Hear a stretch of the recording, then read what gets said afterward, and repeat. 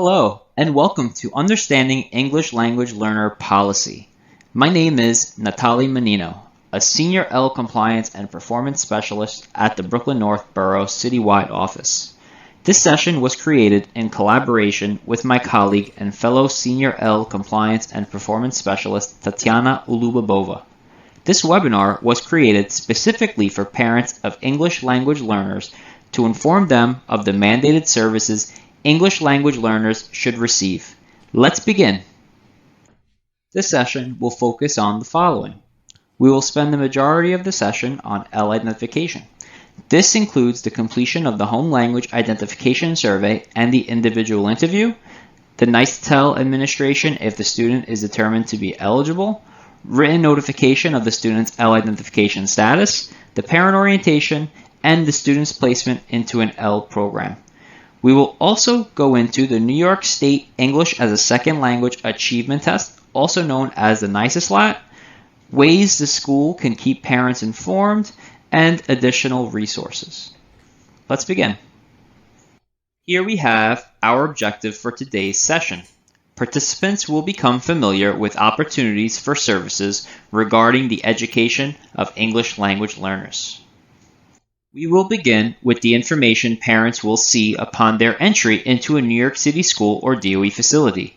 As parents enter a New York City DOE school or facility, they will immediately notice the Language ID Guide and Multilingual Welcome poster.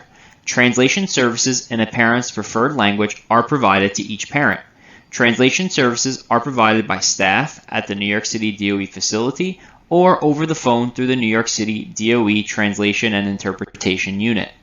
Here are additional resources that parents will find at the Welcome Centers and at New York City DOE schools. These resources are the Parent's Guide to Language Access brochures and I Speak cards. These will help staff at a New York City DOE facility identify the languages that the parents prefer to communicate in. Let's begin with who are our English language learners. Our English language learners are students that have a home language other than English and score below the commanding proficiency level on the New York State Identification Test for English language learners, also known as the NYSETL. Now let's begin with the ELL identification process. Families of students that are new to the New York State public school system must go through an English language learner identification process. Translation services should be provided for parents during this process. If a staff member at the school is not available in the parent's preferred language to translate, the Language and Translation Unit can be called in by the school for over-the-phone translation services. This process consists of completing a Home Language Identification Survey, or HLIS, in the parent's preferred language and an individual interview. The NYSETL is also administered if needed. Written notification of the student's ELL identification status is sent to parents. Parent orientation, which includes an explanation of the 3 models available to English language learners, is offered if the student is eligible for ELL services, and finally, student placement into an ELL program. Now we will take a closer look at each of the items just mentioned. The first is the Home Language Identification Survey, or HLIS, and the individual interview. The purpose of the HLIS is to determine the home language of the student. This survey will ask basic questions like what language does the child read and write? What language does the child understand? By using the responses to these questions and the results of the individual interview, the teacher conducting the process will determine the student's home language. The HLIS is available in 10 languages. For low incidence languages, the Translation and Interpretation Unit is called to make sure this process is completed in the parent's preferred language. Next, we will look at the administration of the New York State Identification Test for English Language Learners, or NYSETL. If the student has a home language that is other than English, the teacher will determine if the student should be tested for language acquisition services. This decision is made by interpreting the results of a grade level assessment administered to the student. If it's determined that the student should take the NYSETL is administered and the student will receive a score of either entering, emerging, transitioning, expanding, or commanding. If the student scores entering, emerging, transitioning, or expanding, the student will receive ELL mandated services. If the student scores commanding, the student will not receive ELL mandated services.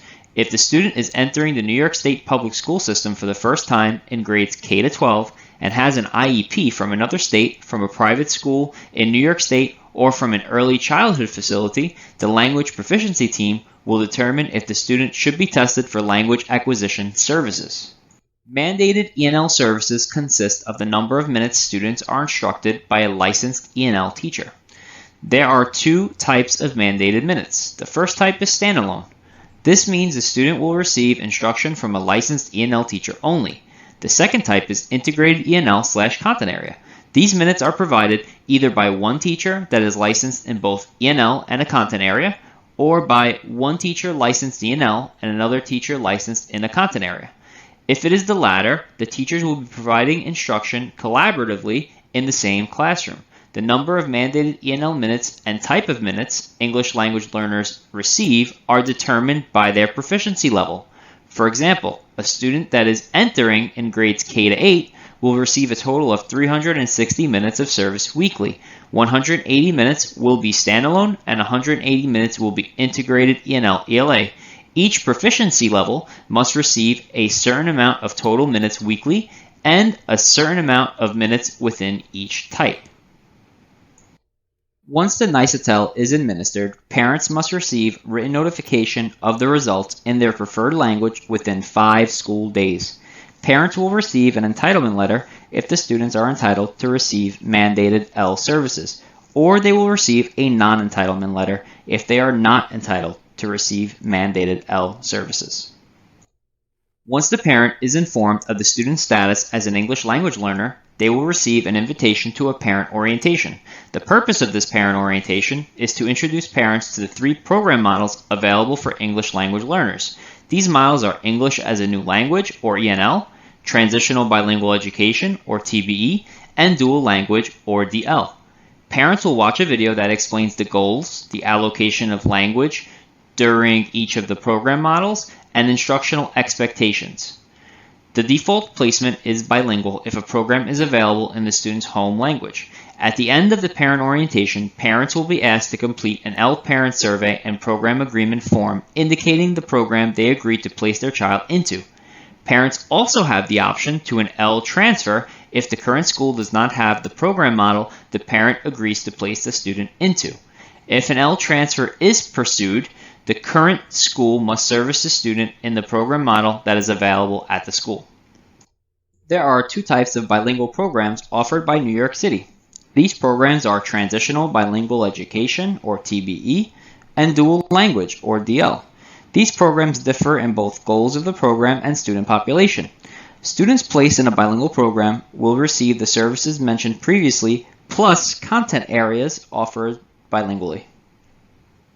Let's begin with Transitional Bilingual Education, or TBE. The goal of a TBE program is English proficiency. The premise of this program is the student's skills in the home language will transfer to the new language. The student composition in a TBE program is all English language learners. Instruction is primarily in the home language in the beginning, with the transition into English over time. Next, we will look at Dual Language, or DL. The goal of a dual language program is biliteracy and bilingualism. The students will be able to read, write, speak, and listen in both the home language and the target language equally. The student composition is both ELLs and English proficient students. The ELLs are language role models for the English proficient students, and the English proficient students are language role models for the ELLs. The New York State English as a Second Language Achievement Test, or NICESLAT, is a yearly multi-part exam that measures the student's growth in reading, writing, listening, and speaking in English. This exam is administered in the spring and provides a pathway for students to exit ELL services. A student can exit mandated ELL services by scoring commanding on the NICESLAT. A student in grades K to 8 can also exit ELL services by scoring a 3 or 4 on the standardized ELA assessment and expanding on the NICESLAT within the same school year. A student in grades 9 to 12 can exit ELL services by scoring a 65 on the ELA Regents and scoring expanding on the NICESLAT within the same school year. Students that exit the program will still receive 90 minutes weekly of instructional support and testing accommodations for an additional 2 years after exiting ELL services. Schools utilize many strategies and structures to keep parents informed. The first is one we have already mentioned. This is the parent orientation meeting. During this meeting, Parents will be provided with the parent brochure, school expectations, information on next generation learning standards, and more. The next is a mandated annual parent meeting. This is required to take place between the school and the parents of all English language learners to discuss the progress of the student, areas of strength, and areas of enhancement. The next is all school communication is expected to be sent to parents in their preferred language. Next are two major points of contact for parents in their children's schools. These 2 points of contact are the parent coordinator and the language access coordinator. Parents can reach out to these 2 staff members for any questions that they have or to receive the latest updated school information.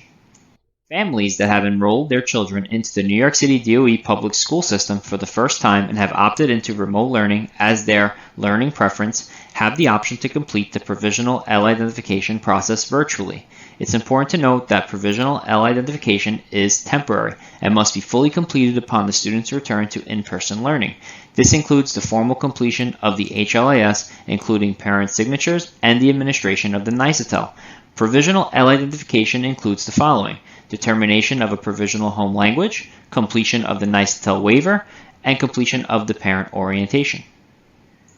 Here we have additional resources that can help support families with helping their children. At the first link, parents will find translated guides to Google Classroom. At the second link, parents will find various websites that discuss instructional strategies that can be used with their children. At the third link, parents will find additional information about the 3 program models we discussed earlier. Thank you for watching this webinar. If you have any questions, please contact us by completing the survey on the slide. You can also access the survey through the link in the description. We hope that this webinar was helpful in introducing you to the support and resources provided by your child's school as well as the ELL identification process.